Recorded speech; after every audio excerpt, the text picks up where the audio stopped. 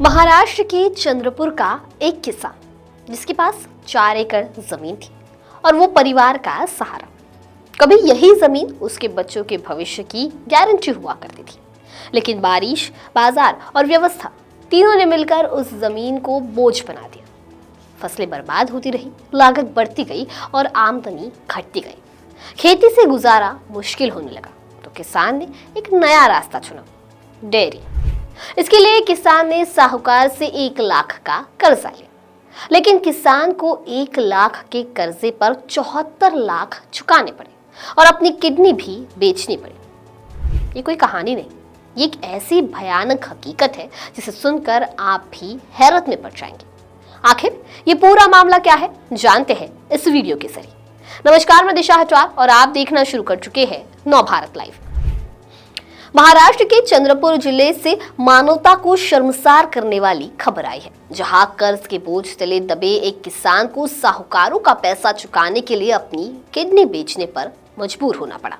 यह खौफनाक मामला चंद्रपुर जिले की नागबीड़ तहसील के मिंथुर गांव से सामने आया है। मिंथुर निवासी किसान रोशन सदाशिव कुड़े के पास 4 एकड़ खेती की जमीन है, जिससे उनके परिवार का गुजारा होता था।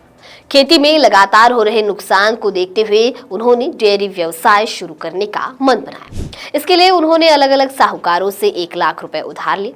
किस्मत ने साथ नहीं दिया और खरीदी गई गायों की मौत हो गई। फसल भी बर्बाद हो गई, जिसके बाद कर्ज का जाल बुनना शुरू हुआ। साहूकारों का आतंक इस कदर था कि वे घर आकर प्रताड़ित करने लगे। कर्ज चुकाने के लिए रोशन ने अपनी 2 एकड़ जमीन बेच दी, ट्रैक्टर बेच दिया, घर का कीमती सामान बेच दिया। हैरानी की बात यह है कि 1 लाख रुपए का मूलधन 74 लाख रुपए तक पहुंच गया। बताया जा रहा है कि साहूकार का 1 लाख रुपए पर 10,000 रुपए प्रतिदिन के हिसाब से ब्याज वसूल रहे थे।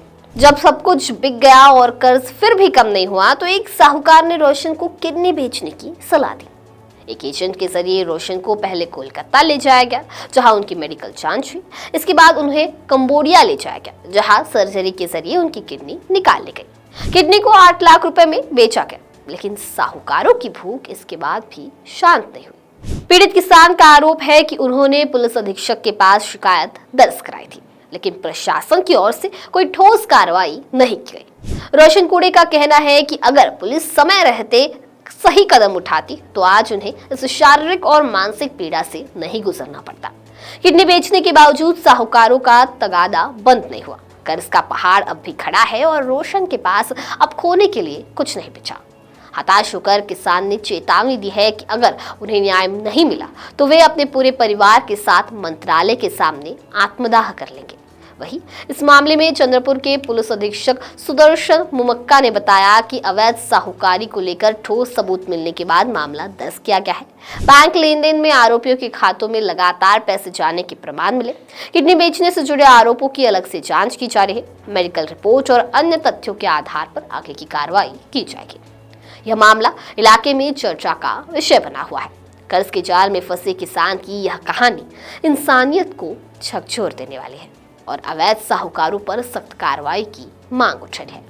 बहरहाल, अब इस पूरे मामले को लेकर आपकी क्या राय है, हमें कमेंट सेक्शन में जरूर बताइए।